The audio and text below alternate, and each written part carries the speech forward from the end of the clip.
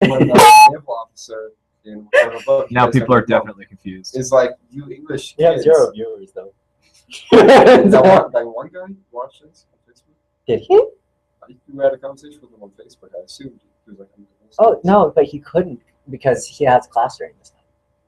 But later, maybe. Anyways, Editing eventually. yeah.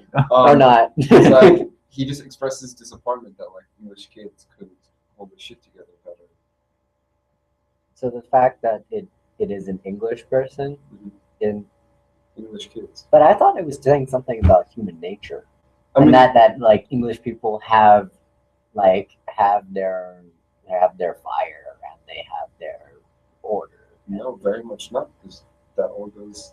It all goes to pieces at the end. That's the ideal. Well, I mean, I think right before the end, but that's the ideal that they failed to achieve. I feel like you're right, but I feel like people take it the other way though. I've never heard that interpretation. Seriously? I mean, there is a strong sense of like, well, we need like a properly structured society, because if there isn't, and people don't listen to the authority of Koch, whatever Koch means in real society, then they'll go to shit. Oh. But I don't think in terms of colonialism, I have to disagree with you. Have any of you read Clockwork Orange, that book that I want to read, but it's very interesting? I've only seen the movie. I've read the book. You've seen? Yeah, by Stanley Kubrick. I haven't seen the movie or the book, but I should read the book because it's very interesting. It's a very good book. And I thought that was an interesting take on, on some type of psychology. Like, I thought it was an interesting perspective into. I guess it's not really psychology. Well, the association of pain with unhealthy behaviors. You mean?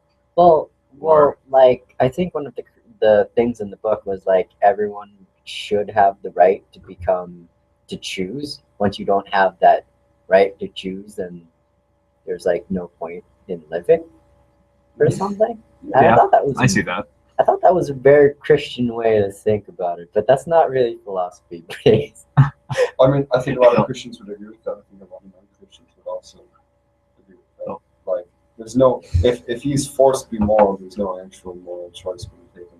But isn't that better for society as a whole? I mean, I feel like well, a lot of things are immoral, but good for society overall. I think that's part of the conflict about being an individual in society. Well, I know, like, I guess that's like kind of a philosophy thing. Okay, go ahead. Sorry. Well, I'm not sure it's entirely philosophical. I mean, you can also look at it from a neurological point of view. And I actually just had this huge debate with Dr. Dornhouse, who's the head of the lab I'm working in. Yeah. And we basically decided there's like no huge debate over whether or not free will exists. And as opposed to like free won't.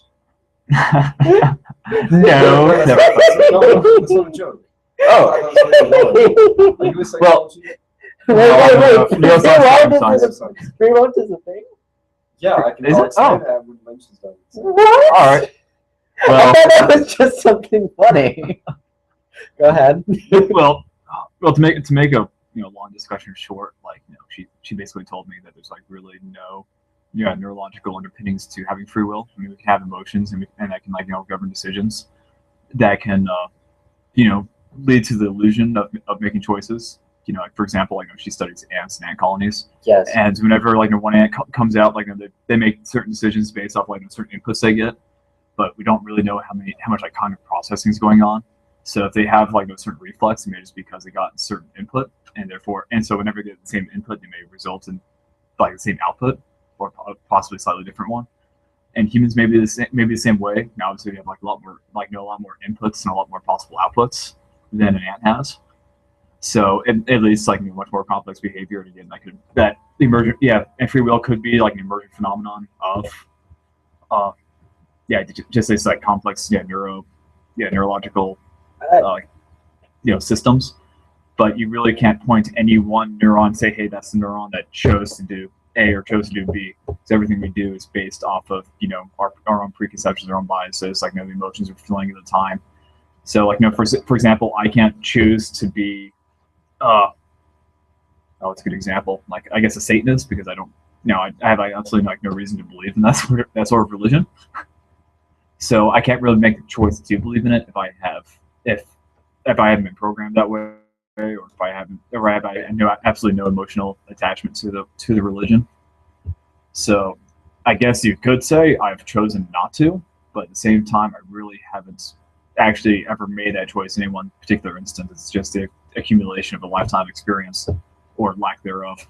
Well, I think when talking about free will, it's more useful to talk about like decisions and actions to take as opposed to beliefs, because like even with free will, you could say that like no one chooses to believe something. It's something they're kind of forced to believe just because of how they see the world. But so free will. I'm not necessarily an expert in this, but my roommate is a psychology neurology double major who likes to talk a lot about psychology and neurology. And apparently there have been some studies that indicate that the way it maybe works is a lot like that kind of deterministic thing you've described, which is like basically like just subconscious like deciding to do something. That's what you do because like a lot of factors. But is it basically like you get to choose based off of who you are? Because I feel like that would kind of make more sense to me. Like that you having who you are choose to act in this way in a certain environment. No? It's so basically with the free won't, your subconscious like decides to do something and you can't like originate like the desire to do something like in your conscious mind really. That's how it feels like. But your conscious mind does have the choice not to do it. Well, I know we have reactions to stimuli like seconds before we can even consciously recognize it. That's true. Yeah, so and like all decisions to do all actions are just like those, but you think you're thinking about it, but really you're just thinking about whether you want to veto it or not. Well, I thought that was kind of like pushes the free will problem back. I'm sorry? How does this relate back to clockwork? Oh yeah, because you're talking about free will. Yeah. Yeah, well, whether or not people should have the right to be able to choose. I think obviously the therapy undergoes would be unethical. The therapy itself would be unethical? Yeah. Yes, because he goes almost blind. You get exposed to violence against your will. To bring this to what you were talking about, I think what that therapy was doing was making the subconscious a much more powerful entity in its decision making than his conscious mind, because that inner disgust of violent emotions, which they were basically injecting to his brain, was really being dominated by his subconscious. So if he consciously decided to do something, his subconscious would kick in and give him this like terrible feelings that would like bring him down to his knees. I wouldn't say it's making the subconscious more powerful in this mind. It's more just like switching where the subconscious is pointing. Because before it was clearly more powerful than this mind, but it was really him to enjoy doing all these sorts of things. I guess it's just a transmutation of the one subconscious, which is part of one being. Oh. No, I don't think that's something thought of. We're talking in different terms. I mean, the law has changed in like 60, 70 years of psychology and neuroscience. Yeah. But I think you had the basic premise right. So actually, later on, back in like 1971, they actually performed something called the Stanford Prison Experiment. Oh yeah, I know that one's interesting. And it's a good way to like. I remember the Stanford. Do you know about the Stanford Prison Experiment? Well, for people who don't know, it's that people, basically the results of it is that people have different, dang it, I can't explain it. Can you explain it? It's just what do you mean different? When people were allowed to misbehave and not face social consequences, but they did so.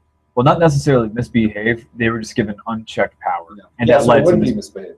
Yeah, so it led to misbehaving. I mean, that wasn't the intent. It was basically like, hey. So they took two groups of students that were completely like normal random students now in the Stanford population, and they divided them in half, and like half of them were prisoners and half of them were jailers. Put them in the basement of their psychology building. Basically, the jailers were told to control the prisoners. And then the jailers started like verbally abusing the prisoners and physically abusing them, torturing them mentally, and then notably. Prisoners never walked out, which they could have done at any time. Yeah. No. Well, I'm not sure. I think they stopped it. I don't think They stopped like a week early because it was getting way too violent, way too fast. Yeah. But I know things are getting pretty severe though, because some of them started going on hunger strikes. You know, after just like 2 or 3 days Non-violent of this. protests. It's great. Even though. But no, I remember reading this, like one of the stipulations of the experiment, so like anyone could just like the whole could stop any time left. Mhm. And so the prisoners didn't want to leave or something. Well, I don't remember that part, so I can say. I think it's like an interesting, like because most people are kind of conformists. The way that life has told them to do something and their goals usually align, because otherwise it's kind of hard to live. Like I know that most people don't go out and dance in the street and sing, but that might be some person's goal. So instead, that's why we have musicals. Sometimes I just dance and sing in the street because I know that I'm not limited by society and conformity because I'm fucking weird. Well, that's why we're here. Creative writers are traditionally non-conformist. We're traditionally non-traditionalist. Oh, so there was a poetry reading last week, and I personally did not enjoy it as much as I wanted to, and I want to give like a justification for why I think that's so. The Indian lady. Do you know what her name was? Because I'd like to plug her. Probably. Well, you can tell the story. I'll look it. Or Lynch will look it up. I can. Look up the Look up Poetry this. Center last week. And her poems were very good, and I thought it was in like the way that she approached her things were interesting enough for me to be. But the thing is, like her attitude towards the society that she lives in, I think she has an obsession with her brother, and this might not be true. And if you're listening, you know, whatever. Which is awesome. Thank you. Please leave a review. Even a bad review. Even a bad. Don't know. Okay. Any publicity is better than no publicity. I guess. But I thought like she had an obsession with her brother because her brother obviously did not conform to like the way that you should act in society, and he had his own way of doing things, which she desired. But like the way that she was living her life was opposite to that, and that type of conflict kind of made me a little bit angry because I know that everyone has they have it within themselves to The wherewithal. yeah, I guess to like achieve what they want and goals in their lives through whatever means necessary, might not even be ones done by society. And then like intention, like into the fact that she is Native American, that society has told her that she has to do things in a subdued way and that she is not supposed to have goals that are higher than that. And she's obviously not okay with that, but she does live her life as the way that society tells her to, and that kind of bothers me because I expect more of a radicalization whenever it comes to like Native Americans being oppressed, because I don't like that just in general. And you know, sorry. I was just going to ask, in what sense is she the opposite? You said what opposite of her brother's desires, or how her brother goes about it? Well, so she's like the opposite of her behavior is the opposite of her brother, because like you can tell that she stabbing people in the back 5 times a day. Yes, which is a good thing, but it's also like you can see that she has that little bit of spirit that she wants to be rebellious, because she was playing. So when she got up there, she had a very unique personality, but she also started playing music in order to give it context. You didn't? No. She was making jokes that and made people uncomfortable, and then like talked about how they were making people uncomfortable, and was clearly very amused by it. But I thought that amount of rebellion, like with the jokes and everything, wasn't like good enough for me. So it wasn't shocking. I think I know a little bit of what you're trying to say. Like so with the non-conforming and not going by society. Did you find that person? But I'm looking for it. But sorry, my for your own goals, that's like a very double-edged sword, because you could end up just being like a person that everyone else considers crazy, which is what her brother is, and B, more generally, like every other crazy person is. It's just like your behavior, literally everyone else in society deems not okay. So that's going to be very strong. But like with her, the way she's succeeded, in a way, like you said, she's kind of rebelling to like what's expected from a Native American woman, maybe. But she's still, at the end of the day, for her unconventional actions, she's not being put in jail. She's being applauded by a bunch of people who enjoy what she does. Yes, I guess it's true. Like, I guess as long as there's enough. I guess it's like the way that she's approaching is there's like a little bit of skew from the norm that causes it like social change, and then most like the way that I traditionally see social change is through some type of crazy, like Martin Luther King walks. I didn't assume that her main goal was social change. I was interpreting this as like a very individual poet, and her goal was to express herself as best she could. I thought that she was trying to innate some type of, at least that was her desire, because that's the way that she approached her talk. But I thought that she also had that type of conformity to the university and what they were expecting. And then what they were expecting, which is, I think in some ways it's close to Martin Luther King. If you look at the dichotomy between him and Malcolm X, where Malcolm X is like advocating violence at one point and saying like, well, we should be doing like really, really radical stuff. And Martin Luther King is saying like, no, let's like be peaceful and just like make friends and like go on rallies and boycotts and all this stuff. And it's very easy for the more radical side to say like, oh, well, with your modernness, you're just like really working in the system, you're not really working for change. So, I mean, I think sometimes they have a point and sometimes they don't have a point. It's a matter of what gets the results that you want. And I don't know what results she wanted, besides people applauding her for sure. If you're listening, tweet at us. Tweet at us with the podcast name Penis Envy, ECWC Club. Yes. So we can have the answer to what I enjoyed. I liked it quite a bit. I was falling in love with you. I was watching you read the thing.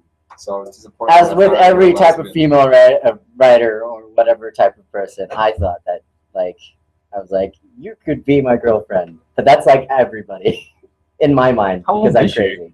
Oh, she looks like she's 30. There's also like a really weird, like kind of parasitic relationship, artistic parasitic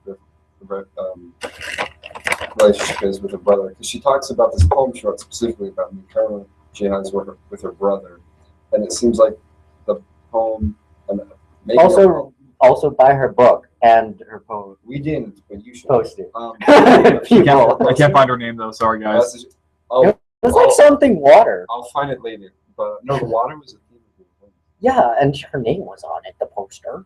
Okay. Anyways, so like the poem, water bottle. The poem by the direction of the brother couldn't exist without her because her brother's obviously like capable of writing and publishing a poem. Yeah, because he's crazy. Yeah, like literally a crazy person. Are we talking about like psychological ward?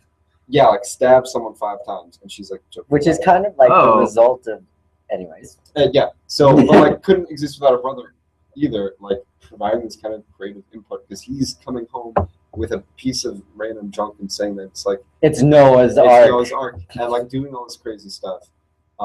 Which I thought was great. Yeah. I mean, it's great. Whatever crazy persons and stabbing people, but like he's like carrying a lot of the creative heft in that scenario because he's the one, and I think there is this kind of link between creativity and insanity and non-conformity, and he's. Lynch is really wanting to like read this thing. No. I also want to get to that. We should totally just bench this. Yeah, I'm just saying like we have a half hour. Yeah. Okay, we're just gonna bench the conversation. I was trying to. I was trying to whisper. Okay, we have 3 more minutes. Okay. So like, so it's weird because like, and at one point he demands $6,000 for like essentially helping her make the book, and in a way he like has a point because.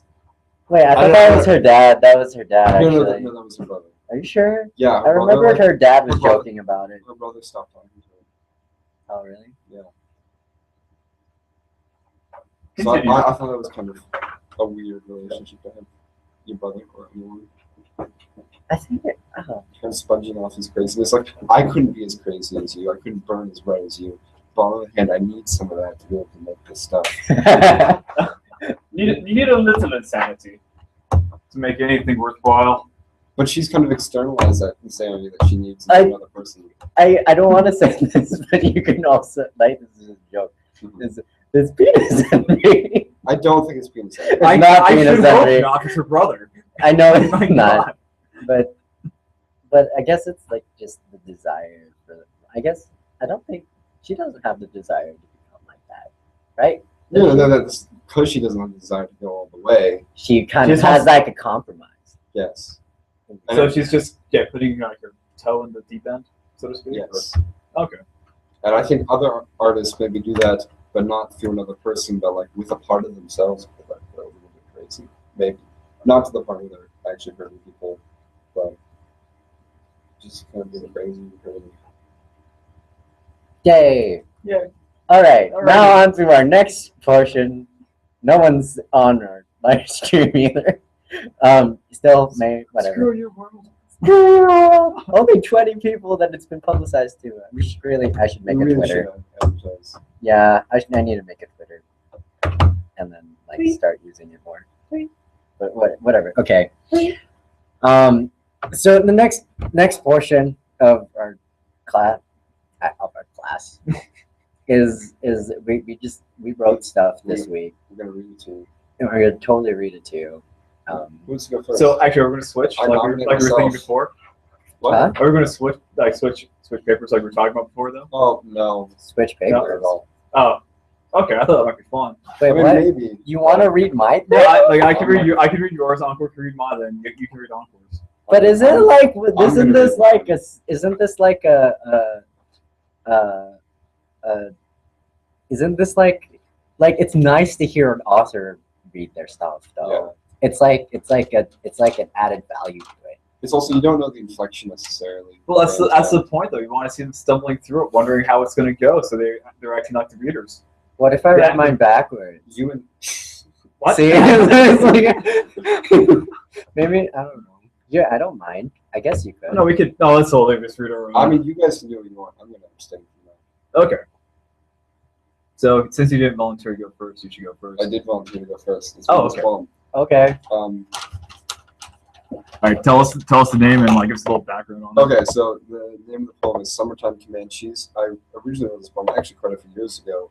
I think the summer after the summer I got out of high school. So I suppose the topic is just not necessarily freedom and nostalgia, or maybe the feeling you get when you know you will be nostalgic for a time later.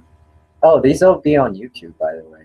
I'm pretty sure this is posted out on YouTube automatically. Oh, cool. I'm fine So, with it. like, I don't have it in podcast form, but if you wanted to listen to a thing with my crappy audio on my computer, you can watch it on YouTube. That's awesome.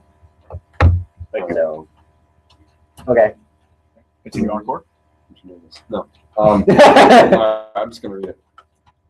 He was injured in a house, one of our properties with nature, yelling lines like layabout mountebank. The yoke is run out, or pay across the dewy morn, whinnying like sides of pearly fat, dictating them to no one. Worldliness is not a word that's known to you, is it? Centers of fictional bustling, dolorous bird cages lined perhaps with low-slumped, poorly soiled palm and date trees. The sun does not go up on its own time, most of the time, but maybe today on thine and mine. If we can even speak of a day, a tall day, a strong day, standing personified with dry leaf skin, anointed with bees by decrepit escorts and swirling handfuls. Their friends bemoan the lack of meat, a scene of watchful moons and morning stars. I went to sleep here, and while I slept, he returned on the street of green, all spent mission and red-freckled clean gate. Feathers wreathed everyone's hair then, and this tableau pierced the surface of the earth somehow, so that even the dying soldiers could not help but dream of the fake galleons sailing beneath their masters' feet, or chew on wisps of totality. The staked plains, brash as yourself, beam out past you, with no care for morbid Bigliettos, skull-capped thunderslocks, or palisades of coal mine. And so I wrote that a few years ago, but I edited it to quite a degree in the past few days, to the point where, like, even the hour before, you can see I was writing shit. What do you guys think? I think I need to read Like it again. sides. There's a lot of Fats. definitely poetic language. It's hard to really dissecting with just one reading. And then like the fake colonial ship Yeah. galleons. Sorry, Oh, that's what that is. Okay. the fake galleons which serve their masters. I thought it was kind of interesting since you were coming out of high school. That imagery would be in your head. I think I wrote this after reading a book about the Comanches, which is why it's called Summertime Comanches. And I was interested because their society was so, at the time of contact with like Europeans, was so primitive, like even by the standards of like not just like Native Americans being primitive, which I don't think they are, but like they were just very culturally primitive. They didn't have a lot of myths or stories or like oral traditions or anything. At the same time, like very free, and, like kind of running wild over the prairies, which I thought was an interesting metaphor for like me and my friends just being free all of a sudden. And if you want to read it, if you wanted to post it on the movement, Yeah, I could link it to the thing on the YouTube channel and the thing so we could read it over again. Yeah, If you wanted to finalize it or make edits or something. yeah. No, I think this is the final version. Well, since I read it, but I'll have to type it up. Mountebank is interesting. The layabout Mountebank, the joke has run out. I thought that was an interesting line. That Mountebank is a sort of gesture type. No, I think Is it one word? It's one word. I think it's old timey speak for like kind of Are you sure? like a jerk. I don't know. You can look it up on the computer. Google. I actually, if you don't mind me talking about like the process of writing this and process of editing it, I had written like how you see here, those lines after like he was injured, and I wasn't actually comfortable with the lines because I thought they sounded kind of silly. But then at the same time, I liked how they sounded. Is that the word? A person who deceives others, especially when they trick them out of their money. A charlatan. Yeah. Oh, So, okay. which is why I added this yelling lines like so. I just intentionally put in the voice of another person so I could have It's like you know, Assassin's Creed. my cake and Ah, eat it there we too. go. I don't know Assassin's Creed. That's Great a game. But yeah, I know, Great but game. like, what does that have to do? Because towards spoilers. So do they use the word mountebank? Well, they have someone that is speaking like the way that you are, Uh-huh. and it increases as you go through the game because your cities start to be influenced by corruption and like there's poverty and there's prostitutes. They start to get influenced into the society, and you get to hear a lot more mountebanks just spouting crazy words towards the end. And I like the fact that they have that tonal shift within gameplay, which and that reminded me of the layabout, the mountebanks shouting voices. Yeah.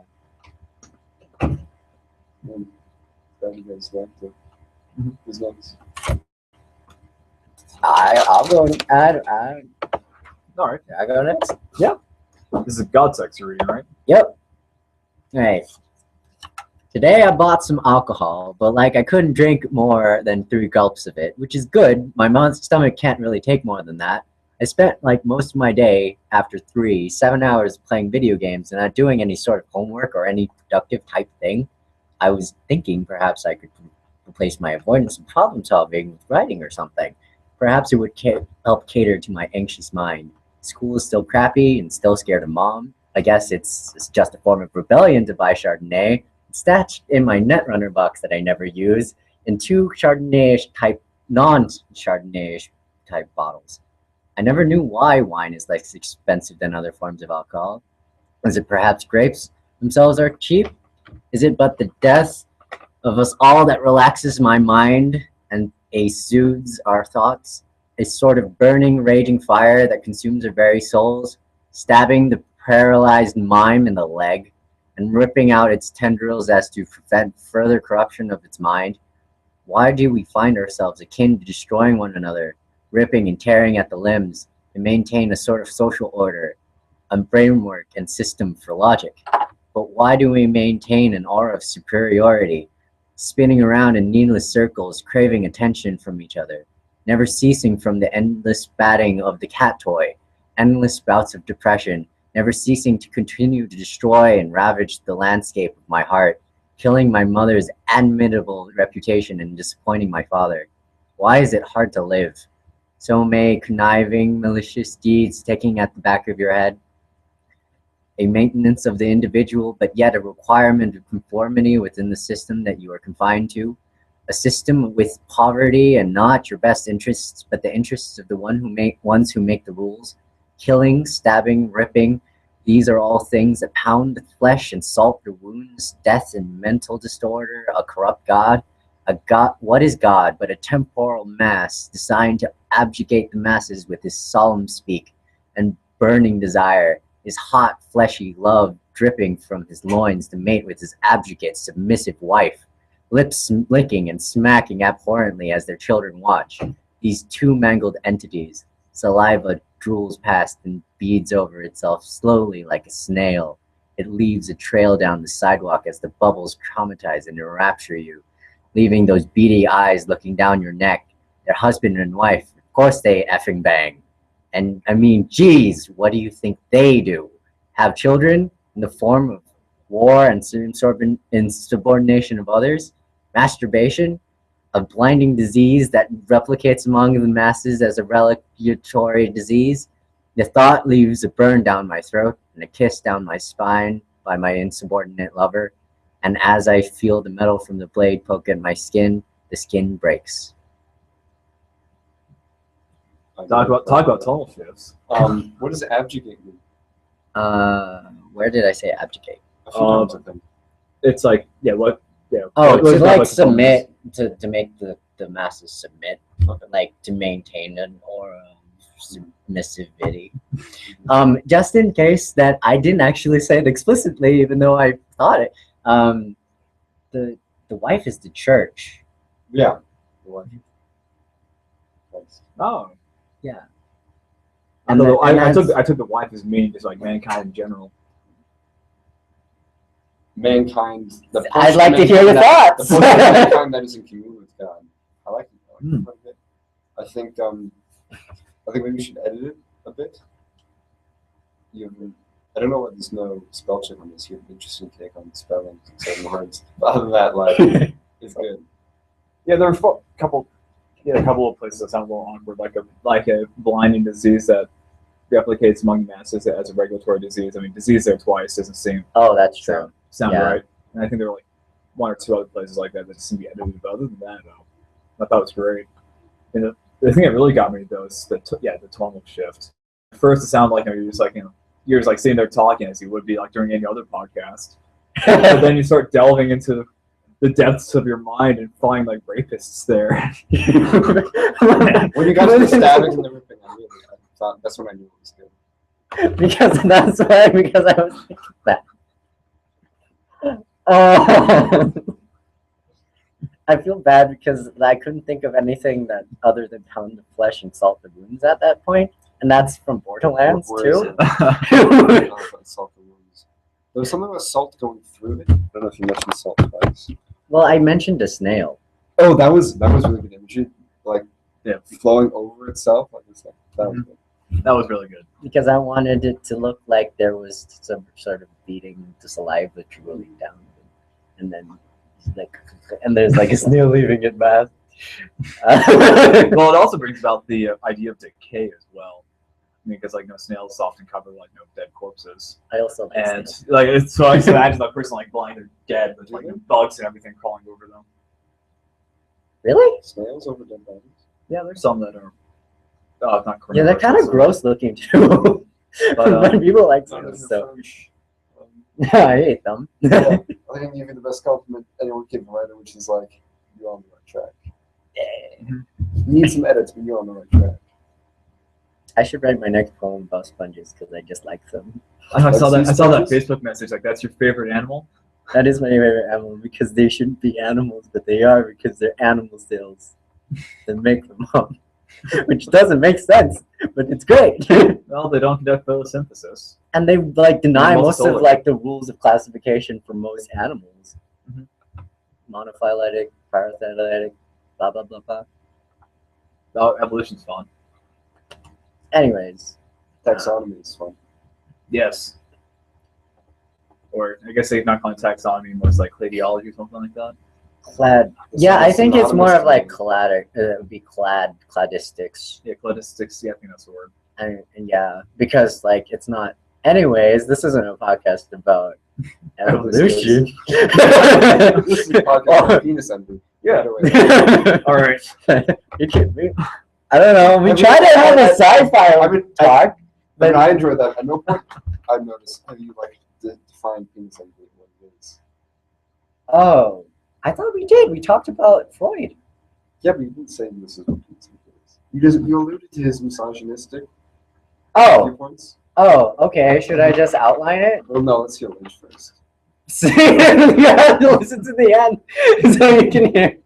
It'll make a good, it'll make for a good ending. You start with penis envy and And penis with envy. penis- Okay. Okay. It's like penis Maybe I should look it up like the actual. Someday we'll get there. Penis. We'll have our name. All right.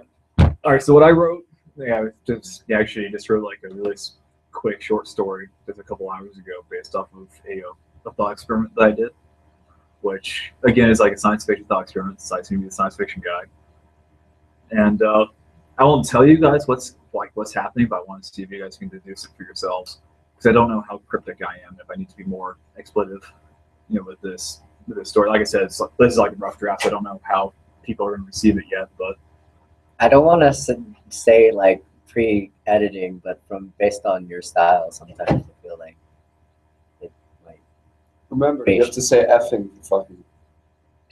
Because I personally have that doesn't mean that he does. all right, fine. We already established on the first podcast that it's okay to say the F word, and like, Fuck. yeah, you're allowed to say bad words. It's probably just gonna be marking the podcast as explicit.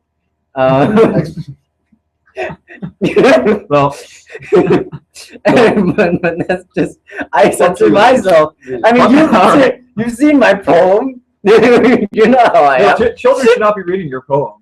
Not till Jesus later. Christ, yeah. Yeah. Burn in hell. Okay. I don't think they would understand it. I don't think I understand it. Like they wouldn't understand like what sex is from it. They just know that the people are just hugging each other weird.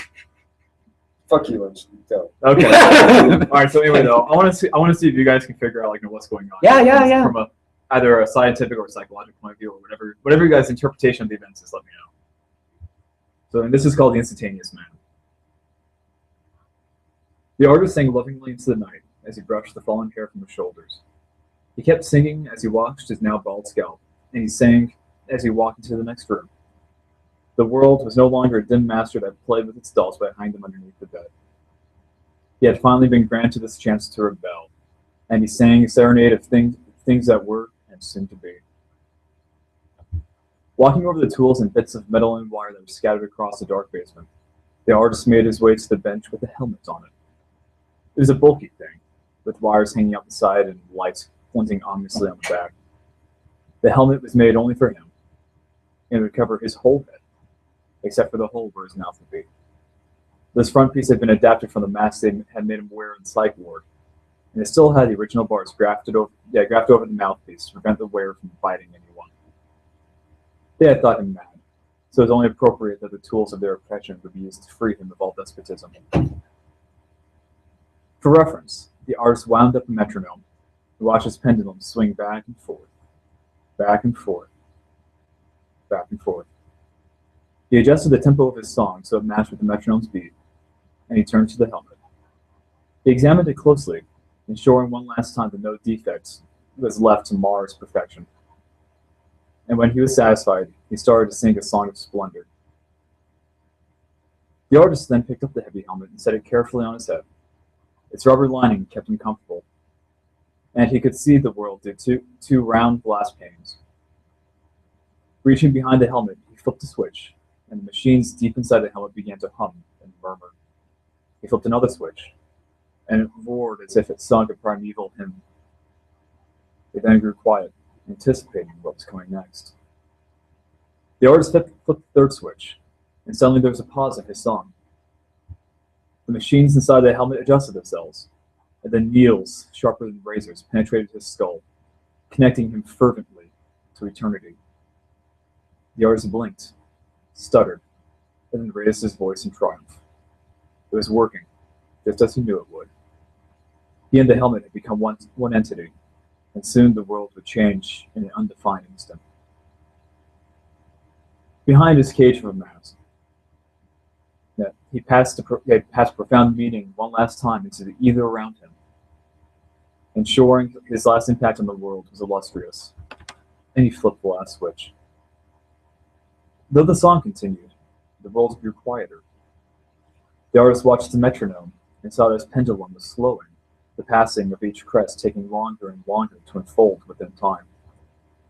The song, too, once it left his soul, grew slower as well, and deeper, so his own voice began to sound alien as its wavelengths were stretched and elongated like the crests of the pendulum. He began to feel lighter, too, and colder, and the world grew dimmer. Despite the effects of the helmet, the song was still glorious. All the wretched masses that piled against the paragon of his genius were, in a single oblong moment, proven inexplicably wrong. The artist, bathed in the moment, stretched beyond its natural bounds, celebrating an endless celebration that could and only would end at his demand. Time itself was now his minion, and he sung to his new slave as only a loving master could. The metronome kept slowing, the air grew still colder, and the light grew still dimmer, and the artist grew still lighter. The song took on a more tranquil tone as he considered these developments, wondering how this new world would feel once the helmet had completed its duty. His own voice soothed him, and he closed his eyes and swayed with the music. But then his eyes flew open, and they were stuck there with the momentum of his eyelids. The artist staggered on the floor, reeling with revelation. The song half sung and now half screamed. He fumbled with the switches in the back of his helmet until he found the release switch. He closed his eyes and pulled the switch and waited for the needles to retract. However, the machine wasn't spontaneous. He could hear each deep click of the gears inside the helmet. And when it came time for the needles to be pulled, they started coming out slowly, excruciatingly, impossibly slowly. The metronome had almost stopped. The song was almost impossible to hear now. The words took so long to come back to the artist's ears. The air was so cold that it was almost frozen in time now. But desperation kept the artist alive. He began tearing at the mask. His hands were the hastiest things in the world, but he couldn't get it off. The helmet refused to budge, and he couldn't get it off. He couldn't get it off. He couldn't get it off. The world grew colder. The world grew dimmer. And the song went out, a faint recollection of nothing. I liked it. I thought the needles were blades, and I thought they were like drawn, like going to like circle the head, go inside and then start rotating.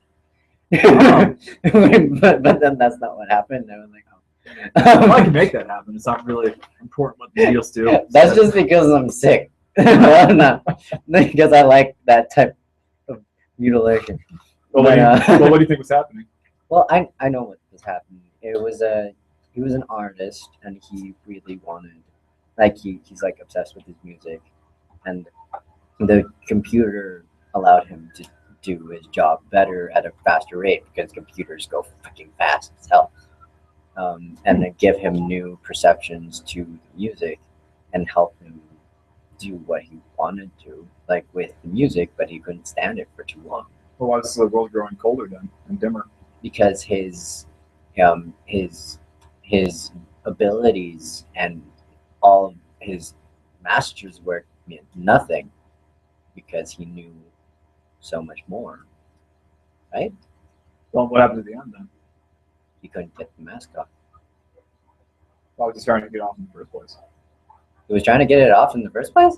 Yeah, he began tearing at it in the release, but he couldn't get it off in time because of the needles were retracting too slowly. Did he ever get the mask off? He didn't, right? Well, and the song went out, a faint recollection of nothing. I don't think so. Oh. What do you think, Encore? I had a hard time picturing what was like physically happening, but it's probably just because I wasn't able to read it. Mm-hmm. I think like in the beginning it was kind of hard to picture. He seemed like a guy who had been through quite a bit of trauma. I kept thinking of Yeah. like for some reason I was thinking he was a veteran because I read this article in National Geographic about like this therapy they have for veterans with PTSD, where they have the veterans make their own masks as like work of arts that kind of like represent their trauma as a way to like talk about it. I don't know if you're familiar with That is so creepy. I know. Yeah, That is so creepy. They does look mess super with creepy. themselves. And the photos in the article were just like these people like wearing the masks they made. But so yeah, I pictured him as like a guy who was coming out of being locked up for what other people called his madness, but I interpret as like some kind of like major trauma. I thought it was just from jail. Which obviously are He said psych ward. Yeah, he said Oh, like which obviously artists are prone to. And so now he's mostly free to pursue what he wants to do. In fact, maybe like maybe the mask is obviously some sort of remnant of like when he was imprisoned, right? Oh yeah. So even though he's like out, he's not fully like free. Despite living with that, he's gonna continue to make his art. And then at one point, I thought you were gonna have him commit suicide because it was like he was going to have the last thing whatever. Was that gonna happen? I feel like suicide would kind of take away from it. Yeah, no, he wasn't trying to commit suicide. I feel that's why I like figured, he was by the end of trying it, to like, do. He's trying to survive because he realized the mask was going to kill him. Okay, But so you know why? I couldn't tell you why. Oh wait, But, what? So he's trying to make. Think of the metronome. Oh, like when the metronome stops, like it's saw or something. I thought the metronome was like an indication of time going slower because of the fact And that if you were in the computer. If the world is colder, maybe it's like I think we interpret in multiple ways. Maybe like the world is less interesting because he's becoming more and more engrossed in his art, or just like he sees. I thought less it and was less just of a the point in fact, the world. result of the machine allowing him to pursue his art in a higher sense. He was never able to achieve the perfection he would be able to without the machine, and the fact that he has the mask, he can't ever enjoy music again. And I thought that was. Well, that's how I interpreted it. well, I'm definitely not saying you guys are wrong and everyone's interpretation is right. I will say though, it's not what I had in my head. Yeah, but No! let me just say something real quick that might help you guys out. So apparently I am a little too cryptic. But all right, if the metronome is slowing, what are the air particles in the air? What are the particles in the air doing? I don't know. Going forward. Well, they're also slowing down. Click. Or his Which- perception is just like speeding up, which perception is is- why the metronome can be going at the same time. But he took this. Like, what do you mean? So- What's speeding up? Like Is it? I feel the like speed that's. at which he's like understanding, like perceiving Oh, reality. okay. I thought that was the case too. Yeah, all my interpretations are contingent on like actually reading it because I yeah. admit, like I don't get it as much from just listening. Oh yeah, I know. But It's no, public now. Have you guys ever read like H.G. Wells at the Time Machine? First time. Do you remember the part where basically it's like talking about how time is like it's the fourth dimension? Yeah. And he was asking whether or not instantaneous cube can exist. What's the instantaneous cube? A cube that exists only for a moment in time, Oh, because okay. there is no time essentially. It's Yeah. just a point in time. So it's like it doesn't have a dimension. But as soon as you add on seconds to time, then it starts getting a dimension. So therefore, the cube can last for a few seconds in reality because it has that fourth dimension of time. It wouldn't be even 1 second. It would just be a dimension of the fourth. So it wouldn't even last for Well- 1 second. Oh yeah, no, yeah, not even. It's an infinitesimal, Yeah. like One- segment of time. Not even. One over infinity seconds. That would also suck because you wouldn't be able to have it, and I like having cubes. It's an optic. Anyways, go on. Yeah, Well- it wouldn't exist in the same way that like something has to have a certain more than just a point in like all of the first three dimensions to exist. Like this even like has actually quite a bit of whatever half a millimeter in like this dimension. Right. Exists. If it was not like if it had like this and this, Oh! this couldn't be a So thing. it's like the amount of time is the fourth dimension. That like as long as this exists or this amount of time, that's the shape of the object in the fourth dimension. That makes sense. But if, Yes. if it was anything more than Let's let Lynch continue what he was saying. Right. Well, the idea was that he was becoming the instantaneous cube, which is why it's called the instantaneous man. So he was Oh. actually physically like slowing down time. So yeah, air was getting colder because it basically was like hitting with less kinetic energy because it was going slower and slower and slower. That's really Photons had less also had less power because they were hitting the rhodopsin with a larger impulse. So therefore, you can't. what? It's an interesting idea. I would be more explicit about it. So the audience from I don't understand. How can this exist? Like, be cryptic about it. That's a short story, science fiction. It's not supposed to. Also, he's not really instantaneous because he's existing. At the end, he's instantaneous. That's why. But that would mean like he was not existing at all. By the way, I just fell out of my chair out of just like I can't even. His experience in that time. Why? I did until that moment. Like I can't. Instantaneous. Well, I mean, like you should. I feel like that's something that can exist without being implicit, but needs to be less implicit in order for me to. Well, like, you definitely I think starting with the quote from the thing might be a bit too much, actually, though. No, actually, I was going to say. Starting with that's the not quote would every be you can think about. like some type of I do remember context. that I mean, it is a speech. short story, but like some sort of because I was so off and it bothered me so much. Well, something I was thinking about doing, which I think I will do now, was that I'll actually explain why the room's getting colder, and that's like the realization that he has. Like that would be good Because like there would be no way. I'm sorry. It's smart of you to think of like the implications of that happening. Which I find like a lot of. So you're not losing. It's like any, 6 o'clock though. Intelligence by just like saying what's happening. Mm-hmm. We can talk about this off the podcast. It's like 6. Oh, is it? Oh, you guys had to talk about penis envy. Oh. So it's like Freud was like, man, girls want to have penises, and that explains my theory. Of what? Of Freud's model of boys growing up wanting to have sex with their moms, but then in order to be socially and behaviorally good in society, isn't that Oedipus syndrome? Yes. Okay. He decides not to and just finds someone who looks like his mom so he can have sex with her. And that is the Freudian, like that is the Oedipus complex. That's a boy point. And then and then like girls just want to have penises like men for some reason. I think that was it. I'm not sure that's. I don't know. I'm not sure if that's like an accurate psychological model for society. You could use that as a metaphor, like a woman wanting a penis. Like a woman might want to have a man's role in society, especially during Freud's time.